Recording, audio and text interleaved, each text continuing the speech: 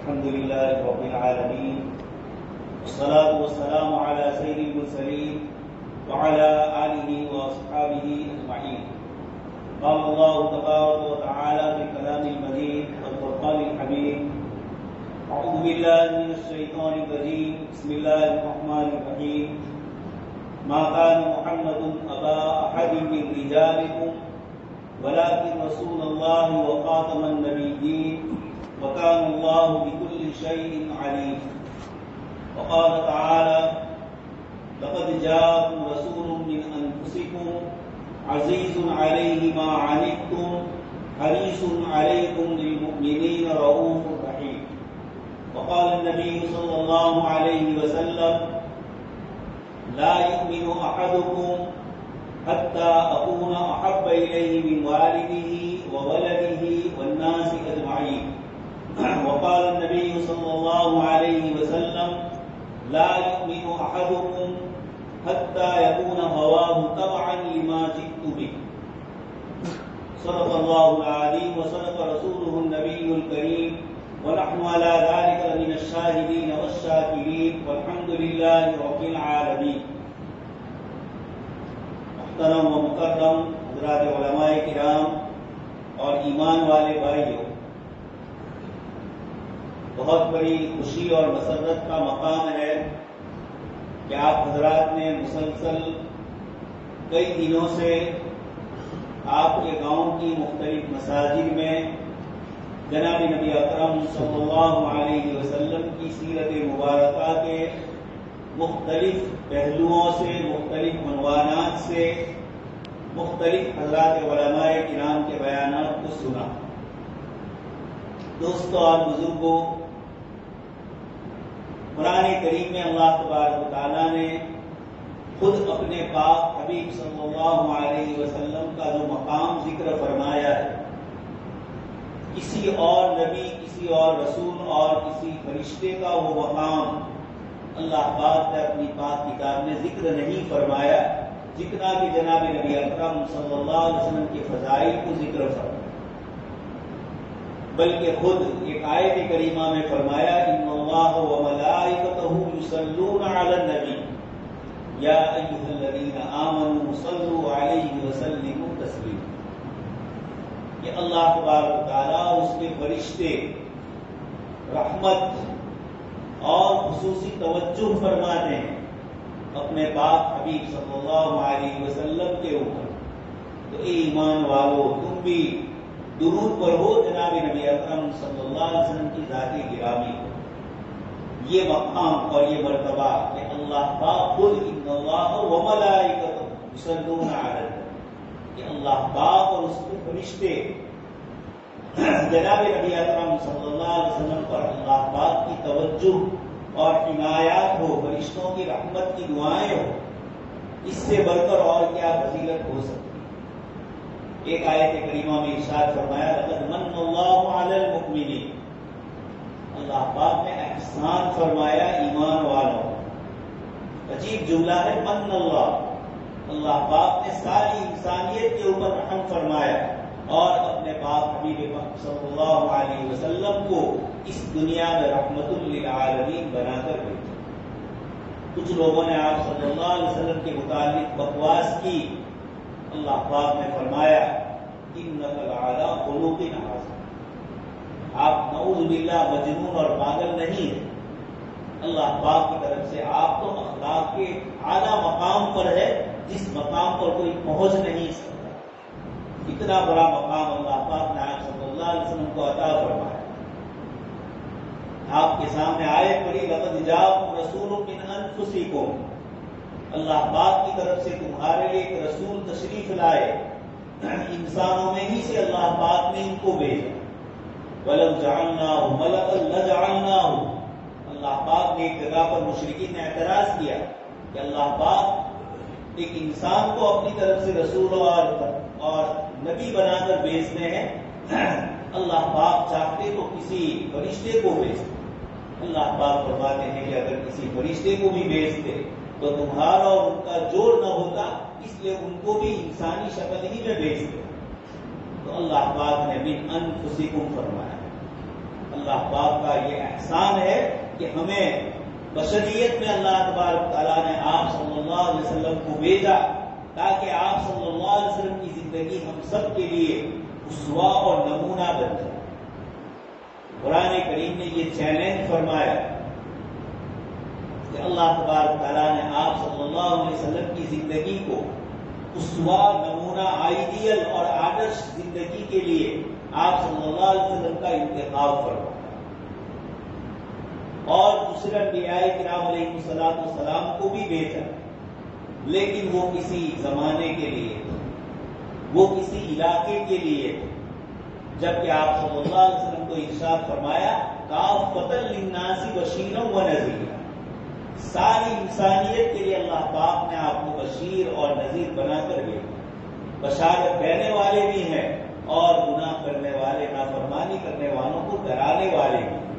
یہ آپ صلی اللہ علیہ وسلم کی ان صفات کو ذکر کر کے اللہ تبارک تعالیٰ نے آپ صلی اللہ علیہ وسلم کے بلند مقام کو ذکر کرا۔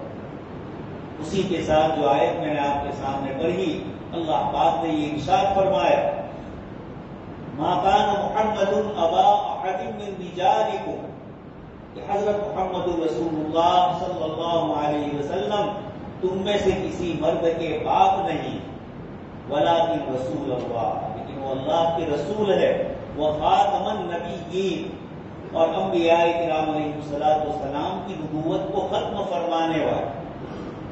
جب اللہ پاک کی طرف سے یہ انتظام تھا کہ آپ کو آخری نبی بنا کر بھیجا جا رہا ہے، آپ کے بعد انسانیت کے لیے اب کوئی اور رسول اور نبی نہیں آنے والے، آپ صلی اللہ علیہ وسلم نے خود ارشاد فرمایا ان الرسالۃ والنبوۃ قد انقطعت فلا رسالۃ بعدی ولا نبوۃ بعدی، یہ رسالت اور نبوت کو اللہ پاک نے میرے اوپر ختم فرمایا، اب میرے بعد کوئی رسول اور کوئی نبی آنے والے نہیں۔ تو ختم نبوت کا تقاضا یہ تھا کہ اللہ تبارک تعالیٰ آپ صلی اللہ علیہ وسلم کی سیرت کو محفوظ کرنا، آپ صلی اللہ علیہ وسلم کی زندگی کے ایک ایک پہلو کو دنیا والوں کے سامنے کھول دے، اجاگر کر دے، اور یہی اللہ تبارک تعالیٰ کی سنت رہی کہ جب آپ کی نبوت پر اب کوئی اور نبوت ہونے والی نہیں تو آپ صلی اللہ علیہ وسلم کی سیرت مبارکہ کو محفوظ فرمایا، آپ کی پیدائش سے لے کر آپ کی وفات مبارکہ تک کا ہر ہر عمل، آپ کا ہر فعل، آپ کا ہر قول اور ارشاد مبارک اللہ تبارک تعالیٰ نے، بلکہ حضرات محدثین فرماتے ہیں آپ کی مجلس میں کسی نے کوئی کام کیا، آپ نے اس کو آنکھوں سے دیکھا اور اس کے باوجود اس کام سے نہیں روکا، یہ بھی آپ کی سنت ہے کہ آپ صلی اللہ علیہ وسلم نے اس کام کو جائز فرمایا۔ اس لیے کہا جاتا ہے کہ حدیث کس کو کہا جائے، آپ صلی اللہ علیہ وسلم کے اقوال کو، آپ کے ارشاد کو، آپ کی زبان سے نکلنے والے کلمات کو، آپ کے بدن سے صادر ہونے والے اعمال کو، آپ صلی اللہ علیہ وسلم کا کسی عمل کو دیکھ کر اس پر خاموش رہنا، یہ بھی اس عمل کے جائز ہونے کی دلیل ہے۔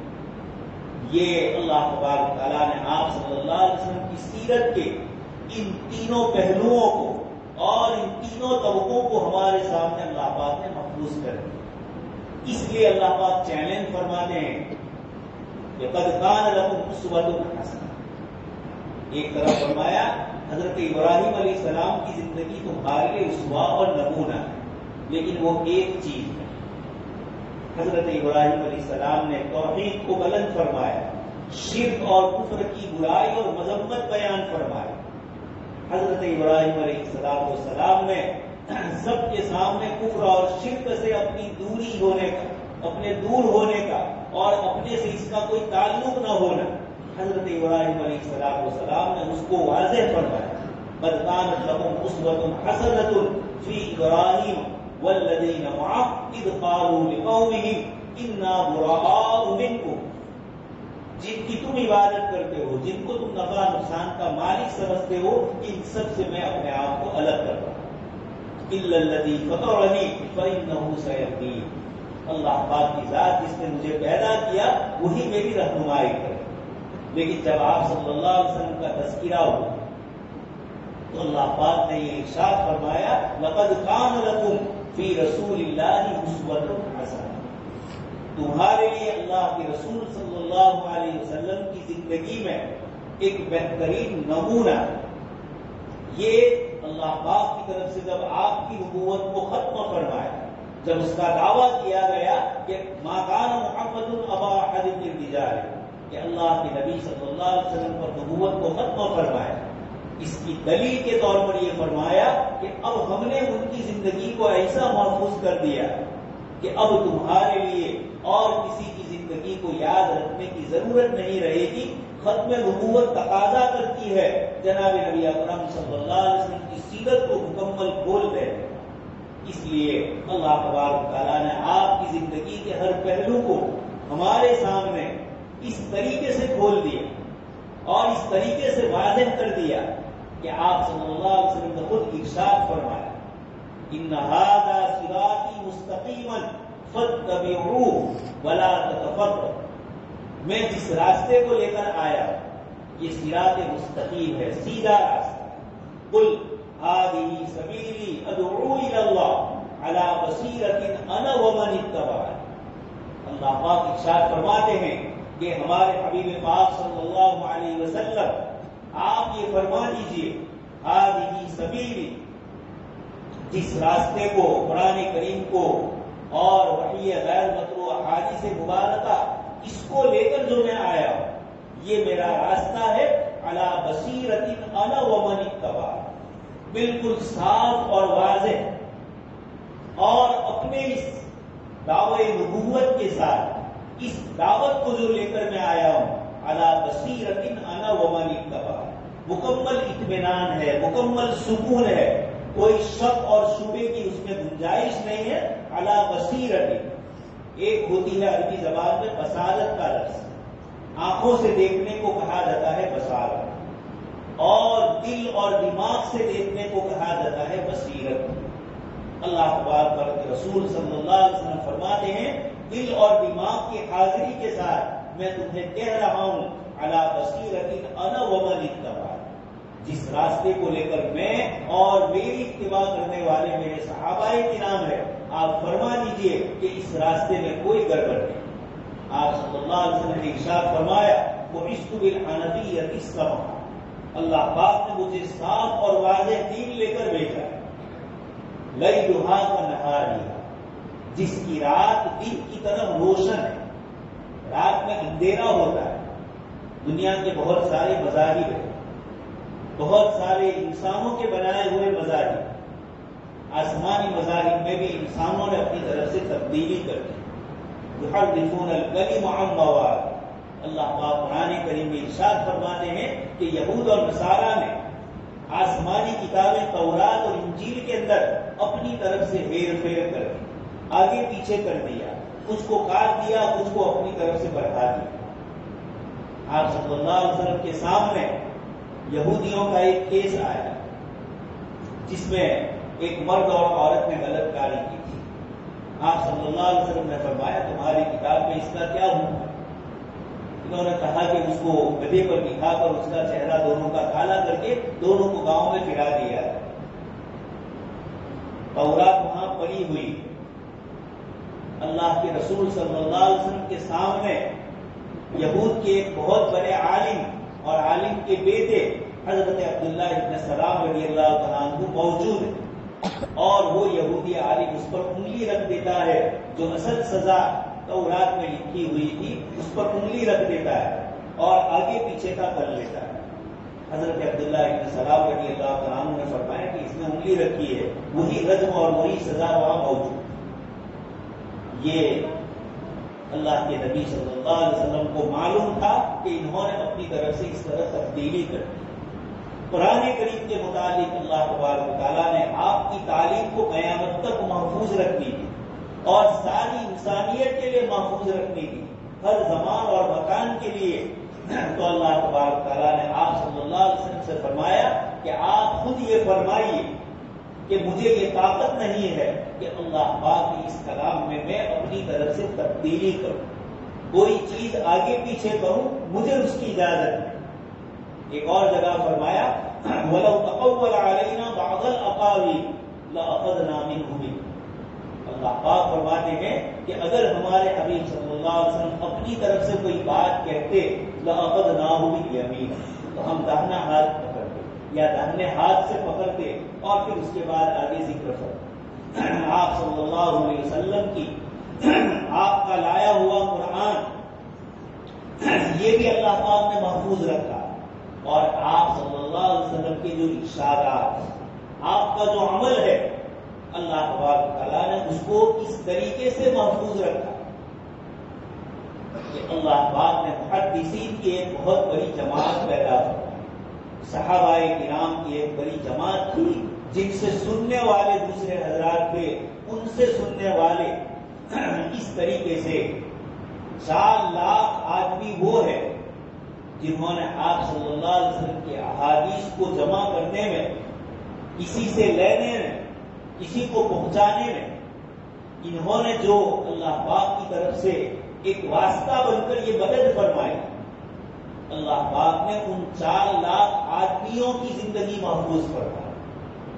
جرمنی کا ایک بہت بڑا مستشرق اوریئنٹل، اس نے ایک کتاب لکھی، اس میں اس نے لکھا کہ میں ایک ایسی چیز کہہ رہا ہوں جو دنیا میں ایک بہت بڑا عجوبہ ہے، کہ ایک شخص کی زندگی محفوظ کرنے کے لیے 4 لاکھ انسانوں نے محنت کی، اور اس کی برکت سے ان 4 لاکھ انسانوں کی زندگی بھی ریکارڈ میں آ گئی۔ مسلمانوں کے پاس دوست اور بزرگوں ان کو پتا نہیں ہے، ہمارے عامی بیچارے حضرات جانتے نہیں ہے، یہ حدیث جو ہم تک پہنچی ہے، یا آج بھی ہم حدیث شریف جب سناتے تو مجھ سے لے کر جناب نبی اکرم صلی اللہ علیہ وسلم تک کتنے لوگ بیچ میں، ان تمام کی سند ہم کو بتلائی جائے۔ اس سند کو 3 درجوں میں تقسیم کیا ہے۔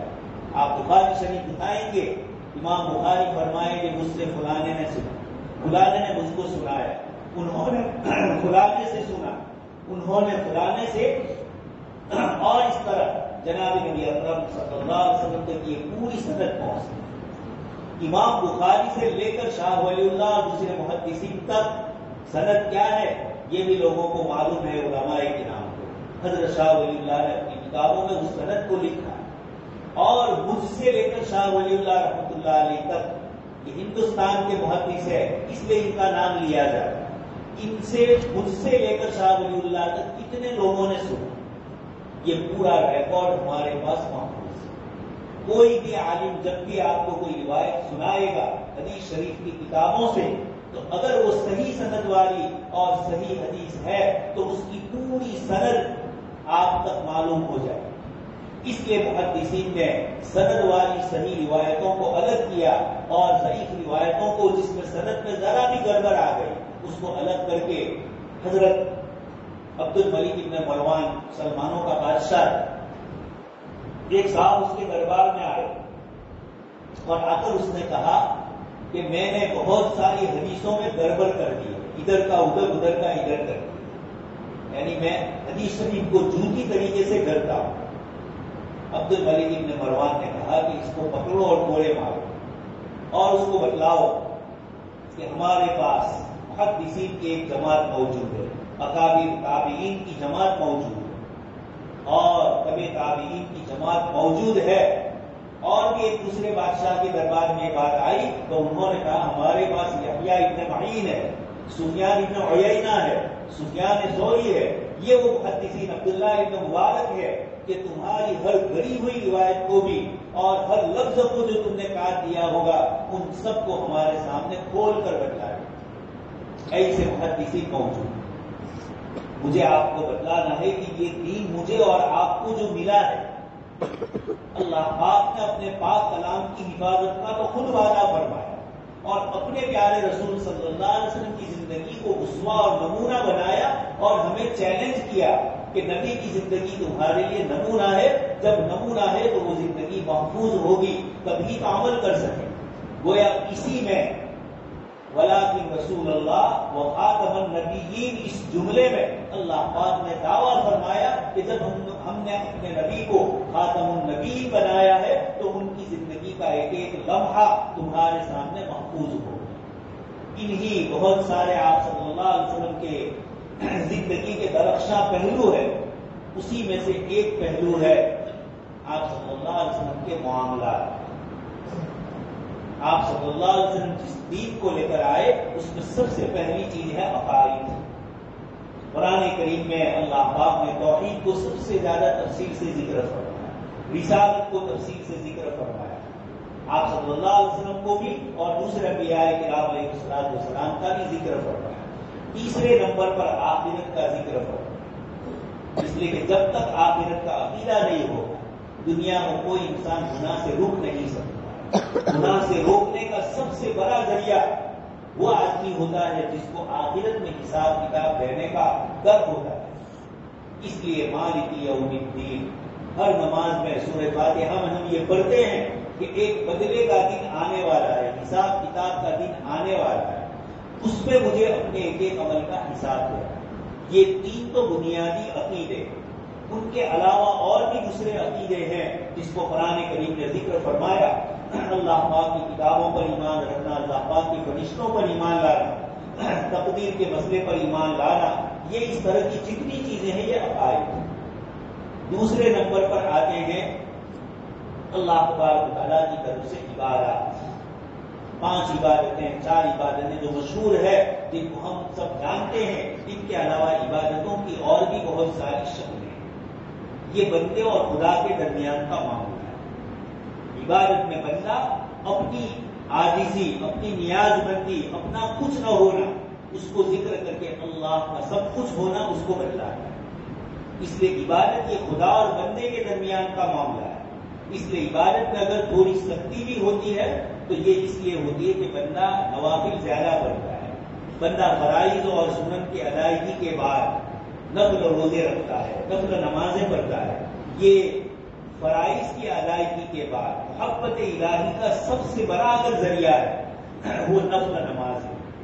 बंदा फर्ज तो अदा कर रहा है लेकिन नफल की अदायगी के लिए कोई जिम्मेदारी नहीं है। अब ये मोहब्बत खुदाबंदी का तकाजा होता है कि ये नवाफिल पढ़ता है, ये तिलावत करता है, ये जिक्र करता है। ये सारी वो चीजें हैं जो अल्लाह और बंदे के दरमियान, तो ये इबादत। उसके बाद 2 बुनियादी चीजें हैं, मुआमलात और मुआशरात। मुआमलात 2 इंसानों के दरमियान के आपस के, चाहे माली मामला, लेन देन के मामला, दूसरी किसी चीज के मामला, जबानी तौर पर किसी चीज का वादा किया, किसी के साथ कोई मुआहदा किया, किसी के लिए गवाही देना, आप गवाह बन रहे हैं, ये तमाम वो चीजें हैं जिसमें बंदे आपस में एक दूसरे से मामलात करते हैं। खरीदो फरोख्त का मामला हो, किराए के मामला हो गए, ऑर्डर देकर माल तैयार करने के मामला हो गए, मुख्तलिफ किस्म के कारोबार के मामला जितने भी होते हैं, ये सारे के सारे मामला। इसी तरह एक और दूसरा लफ्ज है मुआशरात। मुआशरा समाज को कहा जाता है। समाजी जिंदगी के जो मसाइल आप सल्लल्लाहु अलैहि वसल्लम ने जिक्र फरमाया, उसमें सबसे पहले अल्लाह के हक के बाद माँ बाप का हक जिक्र फरमाया। कुरान करीम में अल्लाह पाक ने उसकी तरतीब जिक्र फरमाई, वक़ज़ा रब्बुका अल्ला तअबुदू इल्ला इय्याहु व बिल वालिदैनि इहसान। दूसरे नंबर पर माँ बाप के साथ एहसान करने का हुक्म। इम्मा यब्लुगन्ना अहदकुमुल किबर, अगर इन दोनों में से कोई एक बुढ़ापे को पहुंच गया या दोनों पहुंच गए तो उनके साथ उसने सुलूक करने का हुक्म दिया है, उनके साथ अच्छा सुलूक करने का हुक्म दिया है। हत्ता कि अगर वो मुसलमान नहीं है और गैर इस्लामी दूसरे किसी मजहब पर अमल कर रहे हैं, तब भी एक बेटा होने के एतबार से, बेटी होने के एतबार से माँ बाप के साथ जो उसने सुलूक करना है उससे रोका नहीं। अबू सुफियान इस्लाम नहीं लाए, सुलह हुदैबिया के बाद फतह मक्का से पहले अपनी साहबजादी उम्मुल मुमिनीन हजरत उम्मे हबीबा रज़ियल्लाहु अन्हा के पास आए। हजरत उम्मे हबीबा ने उस बिस्तर पर नहीं बिठाया जिस पर आप सल्लल्लाहु अलैहि वसल्लम तशरीफ फरमा, پھر اس کے بعد اللہ کے نبی صلی اللہ علیہ وسلم کی خدمت میں جا کر پوچھا، آپ نے فرمایا کہ اکرام کرو احترام، تو اپنے والد کا اکرام اور احترام یہ آپ صلی اللہ علیہ وسلم نے قرآن کریم میں بھی اللہ پاک نے ذکر فرمایا، اور حدیث شریف کی تفصیل آپ جانتے ہیں۔ آپ صلی اللہ علیہ وسلم نے دائی حلیمہ کے ساتھ پوری زندگی جب تک وہ حیات رہی، ایمن رضی اللہ تعالیٰ عنہ کے ساتھ جب تک وہ زندہ رہی، ماں جیسا سلوک فرمایا۔ آپ کی والدہ کو بچپن میں انتقال فرما گئی، لیکن ایمن نے بھی دودھ پلایا، دائی حلیمہ نے دودھ پلایا۔ آپ نے ان دونوں کے ساتھ زندگی بھر ماں جیسا سلوک ہوتا ہے، اس طرح کا آپ صلی اللہ علیہ وسلم نے ان کے ساتھ سلوک کرا۔ پھر اس کے بعد حقوق آتے ہیں اپنی بیوی اور بچوں کے، پھر حقوق آتے ہیں اپنے بھائی بہنوں، پھر حقوق آتے ہیں اپنے پڑوسی کے، قریبی رشتے داروں کے۔ اس طریقے سے قرآن کریم نے ایک ترتیب ذکر فرمائی، یہ سارے وہ حقوق ہے جن کا تعلق سماجی زندگی سے۔ آپ صلی اللہ علیہ وسلم جس دین کو لے کر آئے اس میں آپ نے معاملات کے مسائل بھی ہمارے سامنے کھول کر بتلائے۔ عملی طور پر آپ صلی اللہ علیہ وسلم نے معاملات فرمائے اور حساب کتاب ہر چیز کے اندر صاف ہے۔ گواہی دینے کی بات آئی تو آپ نے گواہی دی، کسی کے ساتھ کوئی معاملہ کرنا تھا تو آپ نے اچھی طریقے سے معاملہ کرنا۔ اس وقت امت میں یہ سماجی زندگی اور معاملات کی زندگی، آج ہم میں ان دونوں چیزوں میں کوتاہی ہے۔ آپ صلی اللہ علیہ وسلم بازار میں گئے اور آپ نے گیہوں کا ڈھیر پڑا ہوا ہے، آپ صلی اللہ علیہ وسلم نے اس میں ہاتھ مارا، اندر سے گیہوں پیلے پانی والے نکلے۔ آپ صلی اللہ علیہ وسلم نے فرمایا من غش فلیس منا، جو دھوکہ دے وہ ہم میں سے۔ دوستو اور بزرگوں، زندگی کے بہت سارے معاملات آتے ہیں جہاں اللہ پاک کی ذات عالی کے علاوہ کوئی علام الغیوب نہیں ہوتا ہے، کوئی جانتا نہیں، کوئی گواہ نہیں ہے، اور ایسے موقع پر کسی کا حق ہمارے ذمے ہے، چاہے مالی حق ہو چاہے اور کوئی حق، اور ہم یہ سمجھ رہے ہیں کہ اللہ دیکھ رہے۔ آپ سن چکے ہیں ماں اور بیٹی صبح کے وقت میں دودھ کا مسئلہ ہو رہا تھا، دودھ دوہا جا رہا، ماں بیٹی سے کہہ رہی ہے پورا پانی ڈال۔ بیٹی نے کہا حضرت عمر رضی اللہ تعالیٰ عنہ نے اس سے منع فرمایا۔ ماں نے کہا عمر کہاں سن رہے ہیں، کہاں دیکھ رہے؟ بیٹی نے کہا بڑی غلط، اللہ کہاں ہے؟ آپ تو سن ہی رہے ہیں، دیکھ ہی رہے ہیں۔ حضرت عمر رضی اللہ تعالیٰ عنہ اتفاق سے وہاں سے گزر گئے اور یہ آواز آپ کے کان میں پہنچی۔ محدثین لکھتے ہیں کہ آپ نے اس گھر کے پاس کچھ نشان کر دیا اور صبح میں اپنے بیٹوں کو بلایا اور بیٹوں کو بلا کر کہا کہ دیکھو رات کو میں گشت لگا رہا تھا، ایک گھر میں ماں بیٹی کی آواز میں نے سنی، مجھے یہ محسوس ہوا کہ یہ لڑکی اللہ کا خوف اور تقوی اختیار کیے ہوئے، اس لڑکی نے اپنی ماں کو یہ کہا میں چاہتا ہوں، ان کے بیٹے جو جوان تھے کہا کہ ان سے شادی کرو۔ حضرت عاصم رضی اللہ تعالیٰ عنہ نے ان سے شادی کی، پھر اللہ تبارک تعالیٰ نے ان سے ایک لڑکی عطا کی اور پھر ان سے حضرت عمر بن عبدالعزیز رحمۃ اللہ علیہ پیدا ہوئے۔ یہ مروان مسلمانوں کا خلیفہ ہوا ہے۔ حضرت علی رضی اللہ تعالیٰ عنہ کے بعد حضرت حسن خلیفہ ہوئے۔ 6 مہینے کے بعد آپ نے حضرت معاویہ رضی اللہ تعالیٰ عنہ سے صلح کر کے حکومت سے دستبرداری، خلافت سے دستبرداری اختیار کر لی، الگ ہو گئے، اور حضرت معاویہ رضی اللہ تعالیٰ عنہ 20-21 سال تک مسلمانوں کے خلیفہ رہے۔ آپ کے بعد پھر یزید آئے، یزید کے زمانے میں حضرت حسین رضی اللہ تعالیٰ عنہ کا مسئلہ ہوا، حضرت عبداللہ ابن زبیر کے ساتھ مسئلہ ہوا، اور پھر اس کے بعد یزید کے بعد ان کے بیٹے معاویہ ابن یزید آئے۔ یہ تھوڑی مدت رہے، انہوں نے چھوڑ دیا۔ پھر اس کے بعد مروان نے حکومت سنبھالی، اس کے بعد اس کے بیٹے عبد الملک، اسی کی بیٹی سے حضرت عمر ابن عبدالعزیز رحمۃ اللہ علیہ کی شادی ہوئی۔ یہ عمر ابن عبدالعزیز ابن مروان، یہ اسی کے پوتے ہیں۔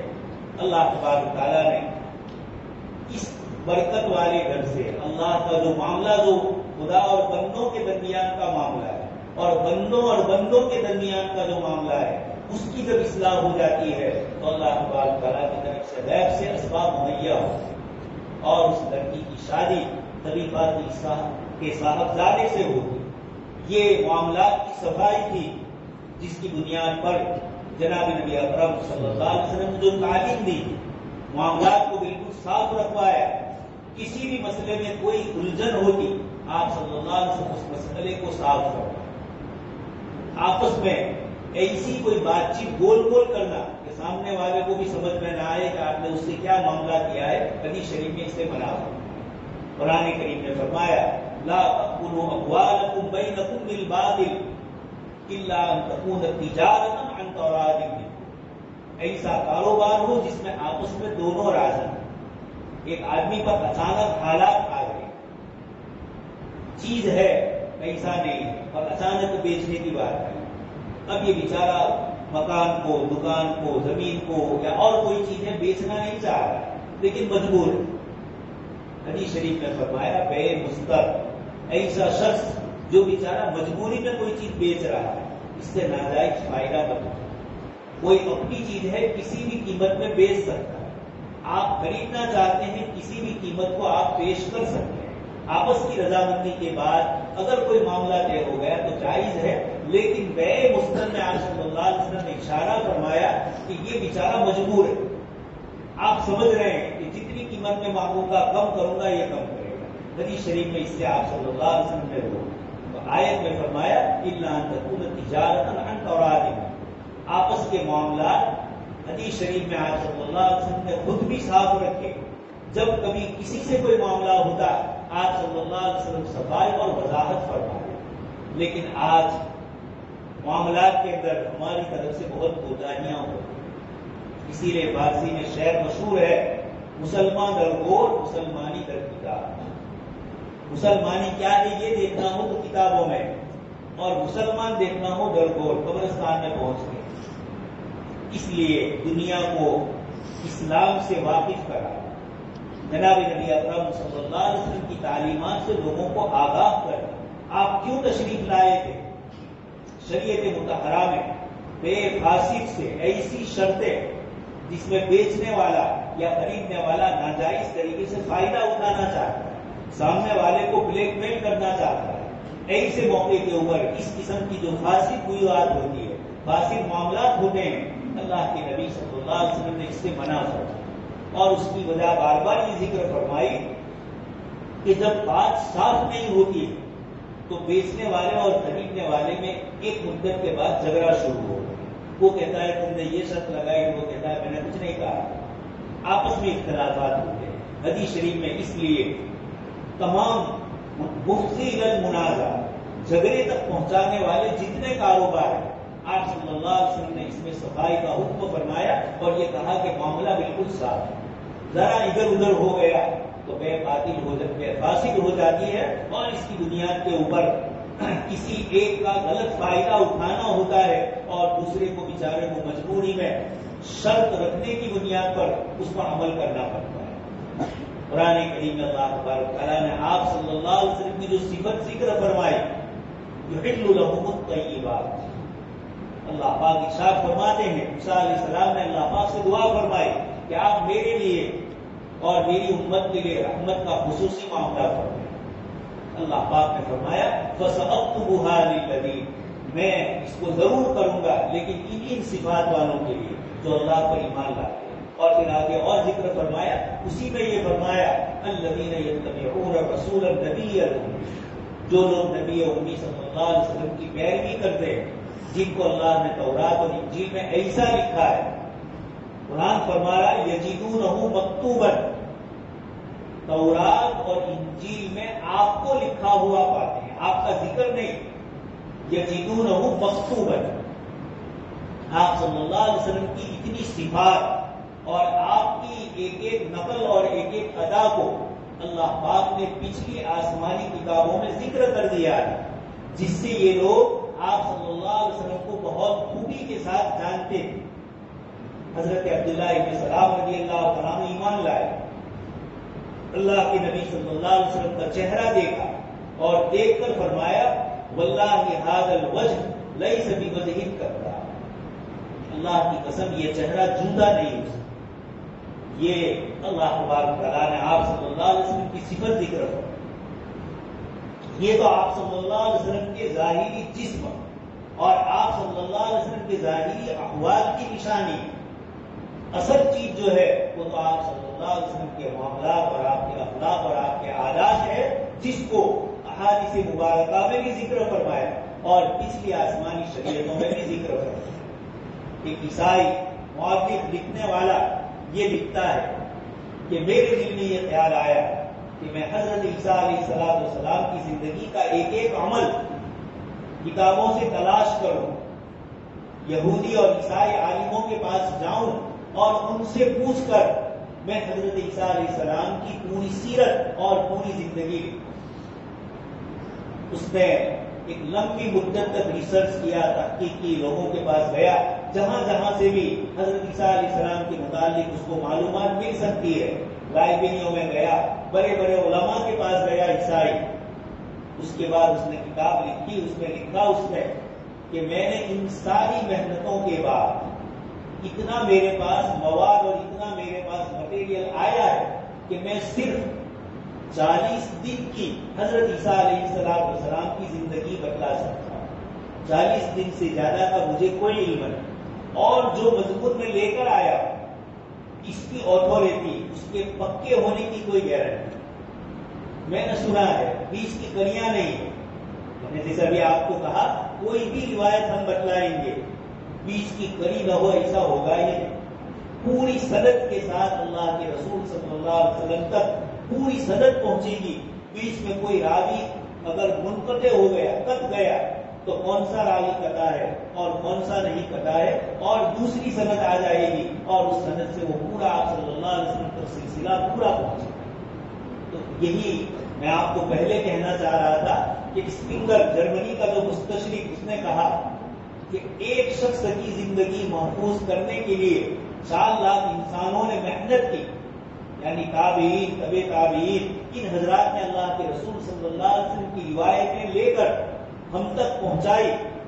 تو یہ سنانے والے کیسے ہیں، یہ نقل کرنے والے کیسے ہیں؟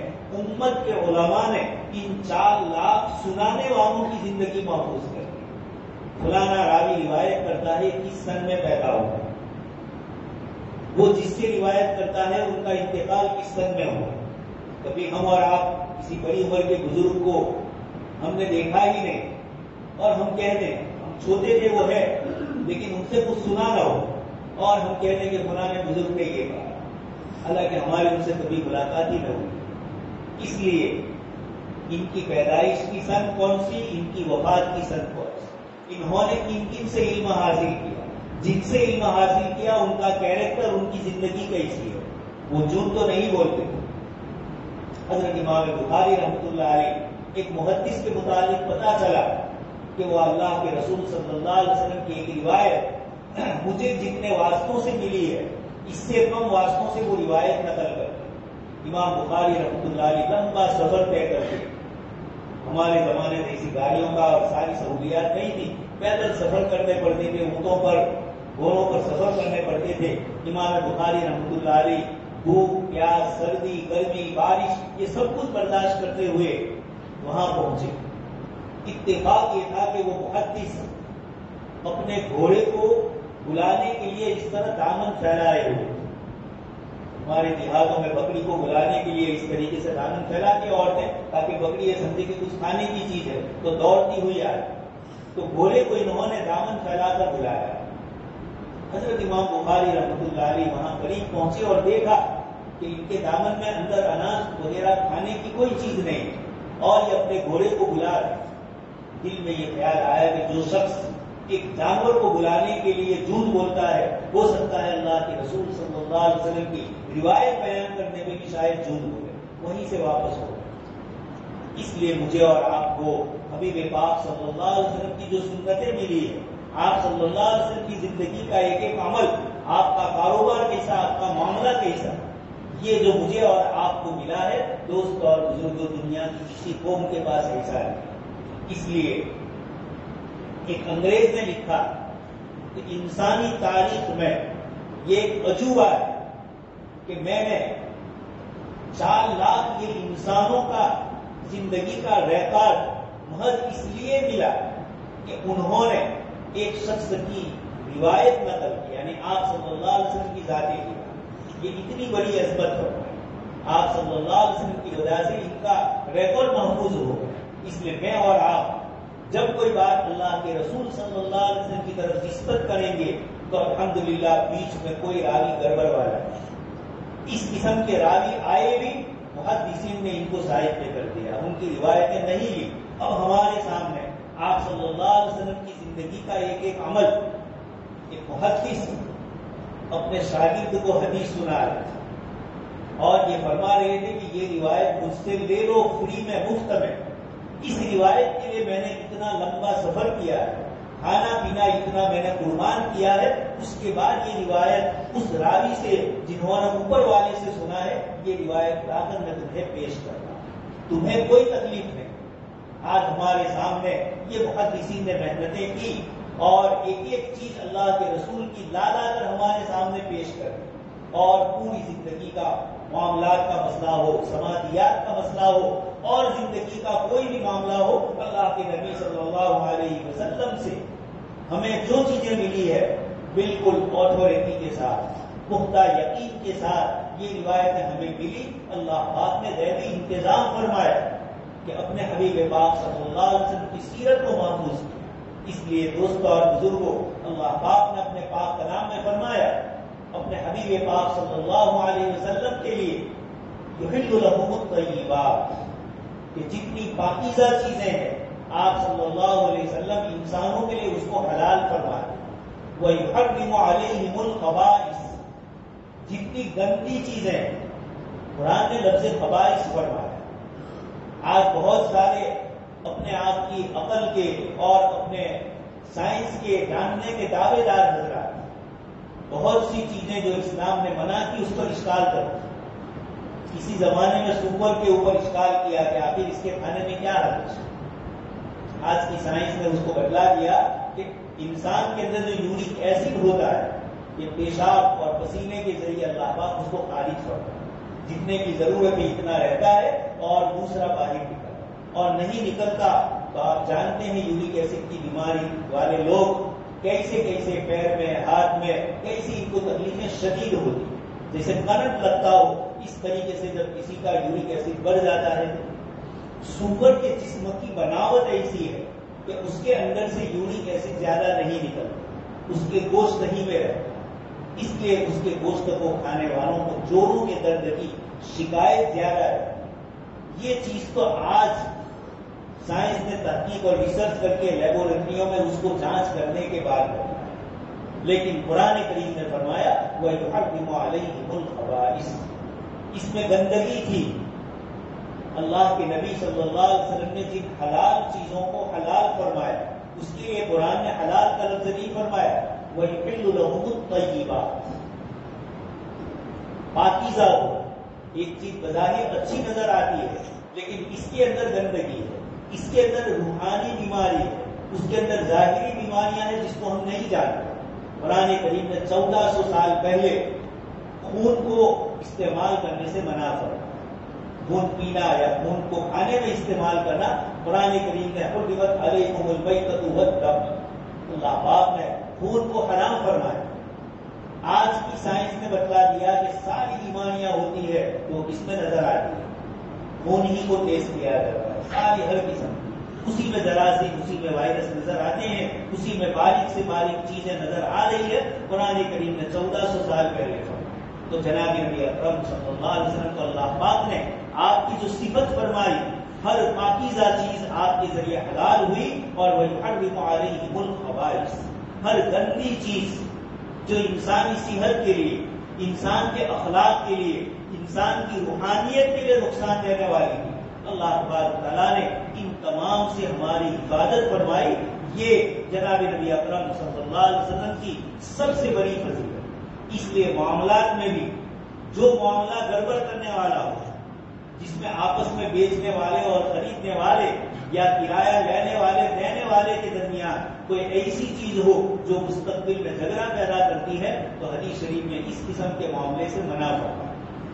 ہمارے سماج اور سوسائٹی باپ کے بعد کاروبار میں پہلا بیٹا شریک ہوتا ہے. اب یہ باپ اور بیٹا دوسرے بھائی چھوٹے ہیں، یہ بھائی بڑا ہے، باپ کے ساتھ کام کرتا ہے، کاروبار میں، کھیتی باڑی میں، سب چیزوں میں، معاملات میں، اور اسی طرح کرائے کی چیزوں میں، لینے دینے میں۔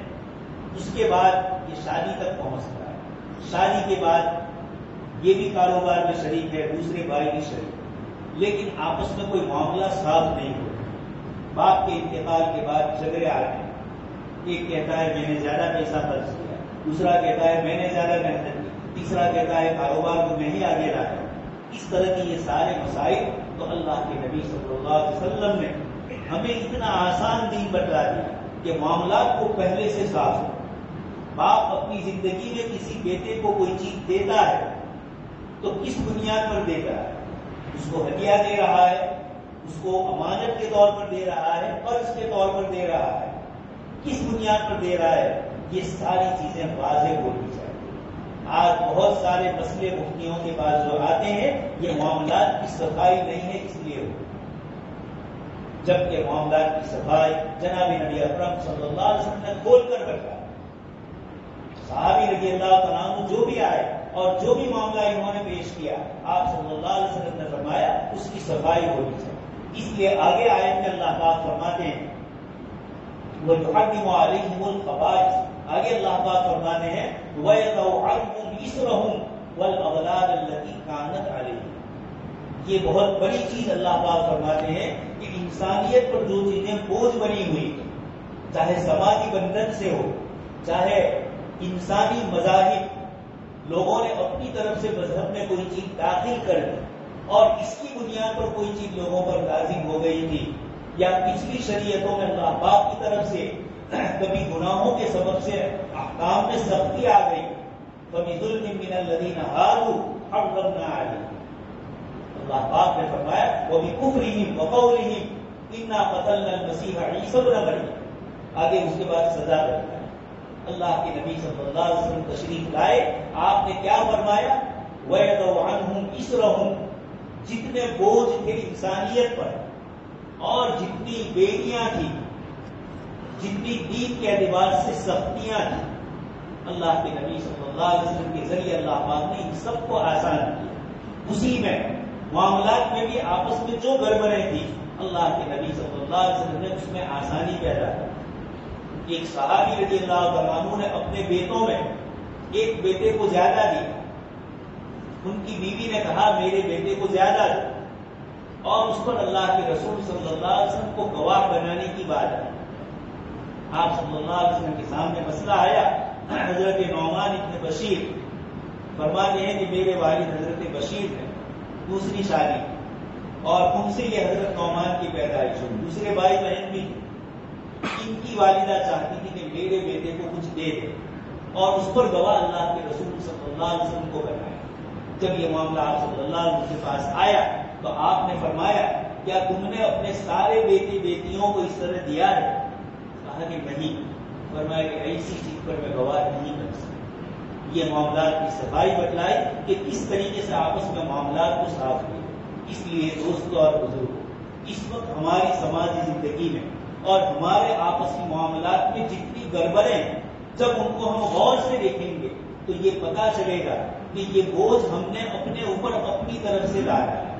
دین اسلام نے مسائل میں جتنی آسانی فرمائی ہے، ان آسانیوں کو ہم نے نہیں اپنایا، اور اس کے نتیجے میں ہمارے وراثت کے مسائل میں جگہ، پھر بعد میں بھائی بھائی کے درمیان اختلاف، زمینوں کے مسئلے اس میں صفائی نہیں، کاروبار کے مسئلے اس میں صفائی نہیں، یہ وہ معاملات ہیں، یہ بھی ایک دین کا حصہ ہے۔ حضرت عالی رحمۃ اللہ علیہ سفر کر کے ایک جگہ سے دوسری جگہ جا رہے ہیں، اتفاق سے آپ کے پاس سامان تھوڑا لگیج زیادہ ہے، انگریز دور تھا، ریلوے میں گئے اور لگیج کے پیسے لے کر آپ اس کو چٹھی لینے کے لیے وہاں گئے، وہ ٹی اتفاق سے آپ کو پہچان کیا، اس نے کہا آپ کو کہاں جائے؟ فلانی جگہ۔ کہا دیکھیے میں یہاں سے وہاں تک تو میں ہوں، اس کے بعد میں اتر جاؤں گا، دوسرا ٹی آئے گا، اس کو میں کہہ دوں گا تو وہ وہاں تک پہنچائے گا، اور وہاں آپ کو اتر جانا ہے، آگے اس سے آگے آپ جانے۔ حضرت حامی نے فرمایا مجھے اس سے بھی آگے جانا، کھانا حضرت بار بار بول رہے ہیں مجھے اس سے بھی آگے جا، یہ سمجھ نہیں رہا ہے. اس نے کہا کہاں آگے جا؟ فرمایا کہ مجھے خبر نہیں جاتا. حساب کتاب اللہ پاک نے یہاں دے رہا ہے، تو ریلوے کا ملازم ہے، تیرا اتنا ہی حق ہے جتنا اصول اور ضابطے میں ہو. تو مجھے تو معاف کر رہا ہے، کیسے معاف کر سکتا؟ یہ تو سرکاری مال. حضرت مفتی شفیع صاحب رحمۃ اللہ علیہ ٹرین کا سفر کر رہے، اتفاق سے ٹکٹ لینے گئے اور وہاں بھیڑ زیادہ تھی اور جلدی جانا تھا. آپ ٹرین میں بیٹھ گئے، دوسرے اسٹیشن پر اترے اور وہاں سے اتنا ٹکٹ لیا اور اتفاق سے اسٹیشن ماسٹر کے سامنے اس کو پھاڑ گئے. اس نے کہا کہ حضرت یہ کیا کر رہے ہیں؟ کہا میرا سفر پورا ہو چکا ہے، ریلوے کا میرے اوپر اتنا قرضہ ہے اور وہ قرضہ میں نے ادا کرنا تھا، تم سے ٹکٹ لے لیا، ریل میں پیسے جمع کروا لیے، اب یہ ٹکٹ میرے کسی کام کا نہیں، میں پہنچ چکا ہوں. یہ تقویٰ جناب نبی اکرم صلی اللہ علیہ وسلم نے اس امت کو سکھلایا ہے کہ مالی معاملات میں کس طریقے سے صفائی، کیسے صفائی جب آپ کریں گے. ایک صاحب قصہ سنا رہے ہیں کہ ان کو ایک تھیلی مل گئی، حج کے لیے گئے ہوئے اور ایک تھیلی ملی، کسی کی گر گئی، اتفاق سے اس تھیلی میں قیمتی موتی. ایک آدمی اعلان کر رہا ہے میرا موتی گم ہو گیا، میرا موتی گم ہو گیا. ان کے دل میں خیال آیا کہ میرا بھی لمبا سفر ہے، یہ موتی مجھے کام آ جائے گا. کشمکش ہو رہی ہے دل میں، دوں یا نہ دوں. پھر اتفاق سے اللہ پاک نے ان کے دل میں ڈالا اور انہوں نے کہا یہ بیچارہ کہاں سے آیا ہوگا، کیسا آدمی ہوگا. تو انہوں نے اس آدمی کی تھیلی اس کو واپس کر. اب ان کے پاس تو اس تھا نہیں. دریا کنارے گئے، وہاں سے کشتی میں بیٹھ کر، یہاں تو اب تھا نہیں جانے کا، تو وہیں سے بیٹھ گئے. اتفاق سے کشتی کسی کنارے پر پہنچی، وہاں سب لوگ اتر گئے، یہ بھی اتر گئے. وہ اتفاق سے وہ گاؤں مسلمان تھا، وہاں رہے تھوڑے دن. اس کے بعد قرآن اچھی طرح پڑھتے تھے تو لوگوں نے امام بنایا. ایک مدت تک امامت کی، پھر لوگوں کو خیال آیا کہ ان کی شادی کروانی چاہیے. اب شادی کس سے کرائے؟ اتفاق سے وہ آدمی جس کے پاس سونا، جس کے پاس یہ چھوٹی چھوٹی موتی تھے، وہ اسی گاؤں کا ہے. اس کی بیٹی یہیں تھی اور وہ انتقال کر گئے. اس نے وہ موتیوں کی تھیلی اپنی بیٹی کے لیے محفوظ رکھی تھی کہ جب میری بیٹی کی شادی ہو تو یہ موتیوں کی تھیلی اس کو دے گئے. اب یہ بچی یتیم تھی، لوگوں نے سمجھا کہ یہ باہر کا آدمی آیا ہوا ہے، اس کی شادی اس لڑکی سے کرا. ہو گئی شادی. رات کو وہ تھیلی انہوں نے دی. یہ وہی تھیلی تھی جو عرب شریف میں ان کو ملی تھی اور انہوں نے واپس کر دی.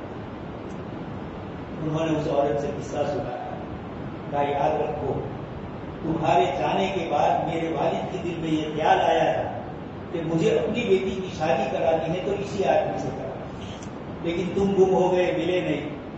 لیکن یہ موتی تمہارے نصیب کا تھا تو اللہ نے تمہیں یہاں پہنچایا. یہ قدرت کے اللہ پاک کے کرشمے ہوتے ہیں، میں اور آپ اس کو سمجھ نہیں پاتے. اس لیے کسی کا حق مالک آپ کے پاس ہے، نفس کہتا ہے کہ میرے بھی بچے ہیں، وہاں حساب دے لیا جائے گا. ایک صاحب ایک گاؤں میں تھے، نماز کے لیے دوسروں کو نصیحت کرتے تھے، بار بار بیچارے تلقین کرتے تھے تمہارے اپنے علاقے کا ہی قصہ ہے.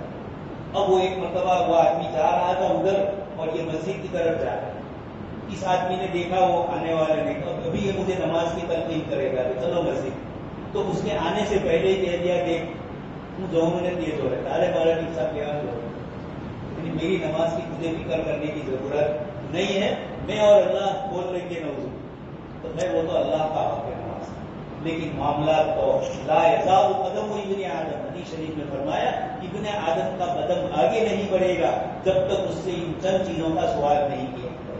اسی میں یہ زندگی دی ہے، مال و دولت دی ہے، کس طریقے سے لیا، کس طرح خرچ کیا، یہ ساری چیزوں کا حساب ہے. تو جناب نبی اکرم صلی اللہ علیہ وسلم ایسے معاملات کی صفائی والی چیز لے کر آئے کہ صحابہ کرام نے ایک شہر شام کا فتح کر لیا، حمص. اتفاق سے مسلمانوں کو وہ شہر چھوڑ کے دوسری جگہ جانا. حضرت ابوبکر صدیق رضی اللہ عنہ کا پیغام آیا حضرت خالد بن ولید کے نام کہ عراق سے شام جاؤ اور فلاں علاقے میں جا کر وہاں لشکر کو جمع کرو. تو حضرت ابو ہریرہ کو بھی وہ لشکر چھوڑ کر وہاں جانا، حمص خالی کیا. مسلمانوں نے عیسائیوں سے کہا کہ ہم نے تم سے جو جزیہ لیا ذمہ دیا تھا وہ اس لیے لیا تھا کہ تمہاری جان اور مال کی ہم حفاظت کریں، لیکن ہم اس جگہ کو چھوڑ کے جا رہے ہیں، اب ہم تمہاری حفاظت نہیں کر سکتے، تو جو جزیہ ہم نے تم سے لیا ہے یہ سارا جزیہ ہم تمہیں واپس کر دیں۔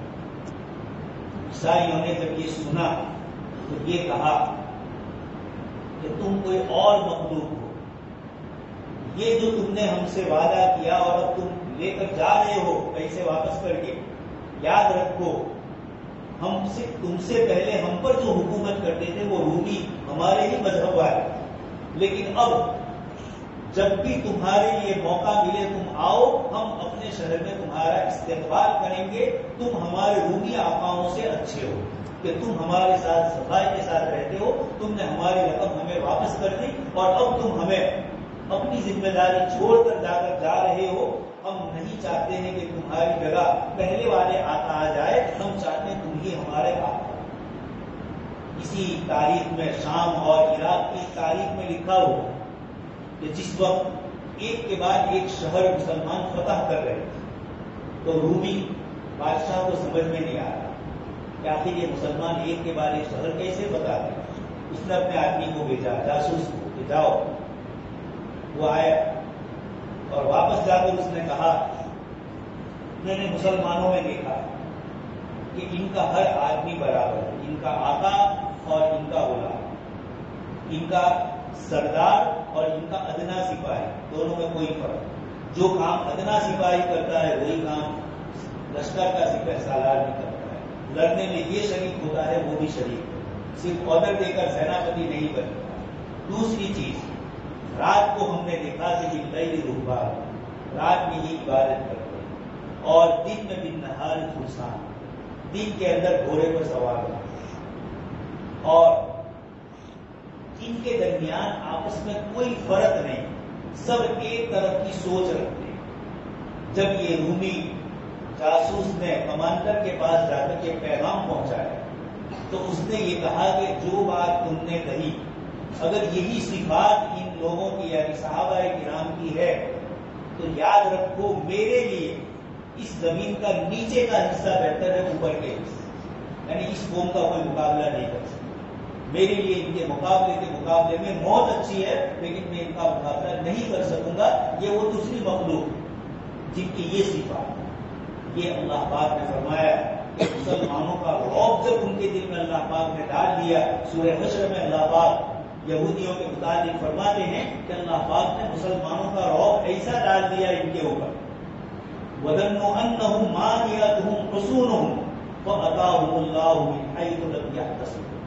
اللہ پاک نے ایسی جگہ سے مسلمانوں کو ان پر قبضہ دیا کہ یہودی تصور نہیں کر سکتے، اور اس طریقے سے اللہ تبارک تعالیٰ نے یہ فرمایا، وہاں قرآن نے فرمایا کہ یہ تم سے ڈرتے ہیں، اللہ سے نہیں ڈرتے، جبکہ واللہ احق ان تخشوا، اللہ پاک سے ڈرنا چاہتے۔ تو دوستو اور بزرگوں، صحابہ کرام نے، آپ صلی اللہ علیہ وسلم نے ہمیں معاملات کی صفائی کا حکم دیا۔ رات کی تنہائی ہو، کوئی دیکھے نہ دیکھے، کسی کے پاس دستاویز ہو یا نہ ہو، کسی کے پاس کاغذات نہیں ہے اور ہمارے پاس ہے جبکہ وہ حق پر ہے، اور وہ کاغذات ہمارے پاس آ گئے کہیں سے تو یہاں تو لے لیں گے، لیکن حدیث شریف میں ہے جو کسی کا ایک بالشت بر زمین بھی اگر کسی کی ادھر سے ادھر کر دی تو ساتوں زمینوں کا توپ اس کے گلے میں ڈالا جائے۔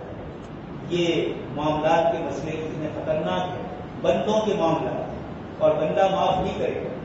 حافظ ابن کثیر رحمۃ اللہ علیہ نے فرمایا کہ باپ اپنے پہلے تو بیوی سے کہے گا قیامت کے میدان میں تمہیں تیرے لیے کیسا شوہر، بیوی تعریف کرے گی کہ آپ بہت اچھے شوہر، اس نے کہا مجھے ایک نیکی کی ضرورت ہے، بیوی کہے گی کہ میں آج میں تم سے زیادہ محتاج ہوں، اپنے بیٹے سے پوچھے گا، بیٹا بھی تعریف کرے گا کہ ابا آپ نے میرے لیے یہ کیا، لیکن جب آپ نیکی مانگے گا بیٹا کہے گا کہ اس سے تو یہ چیز تو نہیں ملے گی، اس کی بات چھوڑ دو، دوسری کوئی بات نہیں۔ دوستو اور بزرگوں، ان من اموالکم ان من اولادکم وازواجکم عدوا لکم، قرآن فرما رہا ہے اس کے لیے جمع کر رہے ہو، اس کے لیے اپنے آپ بھر رہے ہو، وہ تو آپ تمہاری من ہوگی، حساب کتاب تمہیں دینا ہو، تم جب اس چیز کی حفاظت نہیں کر سکے اب اس کے بعد یہ اولاد کس طرح استعمال کرے گی؟ وہ استعمال کرے گی اور عذاب تمہیں ہوگا۔ اس لیے جناب نبی اکرم صلی اللہ علیہ وسلم نے ہمیں معاملات کی صفائی فرمائی۔ یہی حال سماجی مسائل کا بھی۔ ایک آدمی اپنی بیوی کو ستاتا ہے، بیوی اپنے شوہر کو ستاتی ہے، ساس اپنی بہو کو ستاتی ہے یا بہو اپنی ساس کو ستاتی ہے۔ رات دن کی مسئلے ہمارے سماج میں آتے ہیں، کوئی یہ سمجھے کہ کوئی جاننے والا نہیں۔ اللہ تبارک و تعالیٰ نے اسی لیے 5ویں پارے میں ان چیزوں کو ذکر کر کے بتلایا کہ اگر کسی کی کوئی بھول ہو گئی، شوہر کی یا بیوی کی یا عورتوں میں سے کسی کی، تو اس کو معاف کر دو، اس کے بعد اس کا تذکرہ بھی مت کرو۔ یہ وہ معاملات ہے جو قرآن اور حدیث میں بالکل صاف اور واضح فرما دیے ہیں۔ اللہ پاک سے دعا ہے کہ اللہ تبارک و تعالیٰ جناب نبی اکرم صلی اللہ علیہ وسلم کی نسبت سے یہ جو ہمیں جمع فرمایا۔ دوستوں اور بزرگوں، یہ مجلسیں بڑی قیمتی ہوتی۔ حضرت مولانا محمد قبول جمع صاحب دعوت برکاتہ فرماتے ہیں کہ لوگ کہتے ہیں کہ وعظ تو بہت ہوتے ہیں، لوگ عمل تو کرتے نہیں، پھر کیوں کہا جائے؟ فرماتے ہیں جتنی دیر بیٹھا ہے اتنی دیر تو گناہ سے بچ سکتا ہے۔ یہ حضرت کی نظر تھی۔ فرمایا کہ اتنی دیر تو بیٹھا، ہر دنیا کی برائی سے بچ کر ایک اللہ کی نسبت سے اللہ کی مجلس میں بیٹھا ہے، اتنی دیر تو اللہ پاک نے تجھے بچا لیا۔ یہ نقد فائدہ ہے، روک رہا۔ اور قرآن فرما رہا ہے وذکر فإن الذکریٰ تنفع المؤمنین۔ آپ نصیحت کیجئے، نصیحت آج نہیں تو کل، کسی نہ کسی دن آدمی کے اوپر کبھی یہ ہوتا ہے کہ کبھی آدمی تکبر میں ہوتا ہے، سارے احوال اچھے ہوتے ہیں، اس کو کوئی فکر، اچانک کوئی بیماری آ گئی، کوئی ایسا حادثہ پیش آ گیا، ایکسیڈنٹ گھر میں یا اپنی ذات کے ساتھ، کہ آدمی کا پورا سوچ اس کی بدل جاتا ہے۔ بڑا طاقتور، بڑے غلبے والا، لیکن ٹوٹ جاتا ہے۔ ایسے موقع پر وہ دین کی جو باتیں پہلی سنی ہوئی ہوتی ہے وہ اثر کرتی ہے اور وہ اللہ کی طرف توجہ ہونے والا ہو جاتا ہے۔ یہ اللہ پاک کے فیصلے ہوتے ہیں۔ اس لیے فرمایا کہ مومن کو اگر کوئی تکلیف پہنچی اس میں بھی اس کے لیے راحت ہے، اور وَلَيْسَ ذَلِكَ إِلَّا لِلْمُؤْمِنِ، یہ مومن کو ہی ملتی ہے۔ اس لیے اللہ تبارک تعالیٰ سے دعا ہے کہ اللہ تبارک تعالیٰ سیرت کی نسبت سے ہمارے یہ جتنے بھی پروگرام ہوئے، اللہ تبارک تعالیٰ اس کو قبول فرمائے اور ہمیں اس پر عمل کرنے کی توفیق نصیب فرمائے۔ دوستوں اور بزرگوں، دنیا میں کوئی چیز بولنے سے نہیں ہوتی ہے، اس لیے فرمایا کہ آپ کہہ دیجیے قُلْ إِن كُنتُمْ تُحِبُّونَ اللَّهَ فَاتَّبِعُونِی۔ اگر تمہیں اللہ سے محبت کا دعویٰ ہے تو اس کا امتحان ہے دلیل کی اتباع۔ آپ صلی اللہ علیہ وسلم کی اتباع ہوگی، یہ محبت الہی کی دلیل ہوگی۔ باقی محبت بولنے سے نہیں ہوگی۔ اللہ کے نبی صلی اللہ علیہ وسلم سے محبت، اس کے جو تقاضے ہیں، جو روایت میں نے آپ کے سامنے پڑھی، تم میں سے کوئی کامل مومن نہیں ہو سکتا جب تک کہ وہ اپنی خواہشات کو میری شریعت کے تابع نہیں کرے۔ تو اللہ پاک ہمیں آپ صلی اللہ علیہ وسلم کی شریعت کے تابع رہنے کی توفیق عطا فرمائے۔ آمین۔ وآخر دعوانا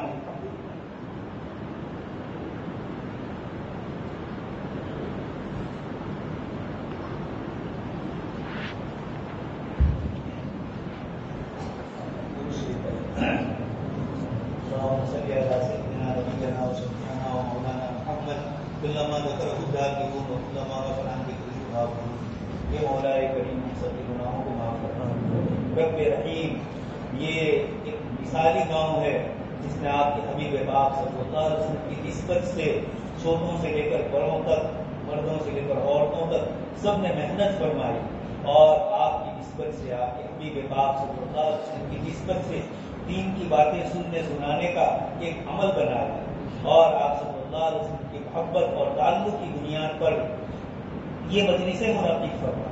مولا کریم، مولانا روم کہتے ہیں کہ مولا اور آقا اللہ تبارک و تعالیٰ بہا نمی جویت بہانہ نہیں جویت۔ آپ چیز کی قیمت ہم سے نہیں مانگتے ہیں، آپ تو بہانہ مانگتے۔ ہم بہانہ لے کر آئے ہیں حضور کی محبت کا۔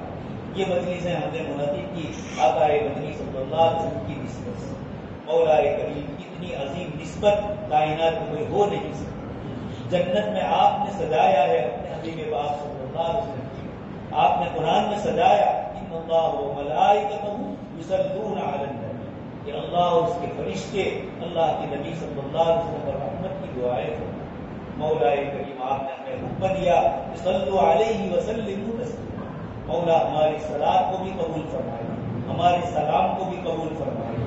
مولا کریم آقا مدنی صلی اللہ علیہ وسلم کا مرتبہ تو آپ نے خلق عظیم فرمایا، ہماری تعریف کرنے سے آپ کے حبیب پاک صلی اللہ علیہ وسلم کا مرتبہ بڑھنے والا نہیں، اس لیے کہ پہلے سے آپ بڑھا چکے ہیں۔ لیکن مولا کریم آقا کا نام لے کر، آقا کی باتیں کر کے، ان کے عمل کا تذکرہ کرتے ہوئے، اپنی زبانوں کو رب اللسان کرتے ہوئے، اپنے دماغوں کو آقا کی باتوں کی سوچ کے لگانے سے اور اپنے قلب کو آقا کی محبت میں سرشار کرنے سے، یہ مولا کریم آپ کی رحمت کا دروازہ ہمارے لیے کھل جائے گا۔ مولا کریم آپ کی رضامندی مل جائے گی، آقا مدنی صلی اللہ علیہ وسلم کی رضامندی مل جائے گی۔ مولا آپ کے بندے ڈاکٹر عبدالحی فرماتے ہیں کہ جب ہم درود بھیجتے ہیں، جب حضور کا تذکرہ کرتے ہیں، تو آپ صلی اللہ علیہ وسلم کا فرشتہ ہمارے اس درود اور تذکرے کو پہنچاتا ہے، ہمارا نام لے کر وہاں پہنچتا ہے۔ آقا مدنی صلی اللہ علیہ وسلم اس کلام کو سنتے ہیں، آپ کے دل میں ہماری محبت آتی ہے، آپ صلی اللہ علیہ وسلم کی توجہ ہماری طرف ہوتی ہے، اور وہ توجہ آپ کی ذات عالی کی توجہ ہماری طرف کرنے کا ذریعہ بنتی ہے۔ اس طریقے سے مولا آپ نے ہمیں ان چند دنوں میں اپنی طرف راغب کرنے کے لیے اپنے حبیب پاک صلی اللہ علیہ وسلم کی توجہات کا مرکز ہمیں بنایا۔ مولا ان مدارس کو قبول فرمایا، جو کچھ کہی گئی سنی باتیں مولا کریم اس پر عمل کرنے کی توفیق نصیب فرمائے۔ مولا کریم ہم ارادہ تو کرتے ہیں، لیکن دنیا کی محبت، مال کی محبت، چیزوں کی محبت اور خواہشات کی محبت ہمیں آقا مدنی صلی اللہ علیہ وسلم کی سنتوں پر عمل کرنے سے روک رہی ہے، آقا کے طریقے پر عمل کرنے سے روک رہی ہے۔ مولا کریم ان رکاوٹوں کا آپ دور فرما دیں، ہمیں سچا اور پکا آقا مدنی صلی اللہ علیہ وسلم کا شہدائے بنا دیں، آپ کا عاشق زار بنا دیجیے، کنویں سے کرنی کی ہلکی سی نقل ہمیں بھی کرنے کی توفیق نصیب فرمائے۔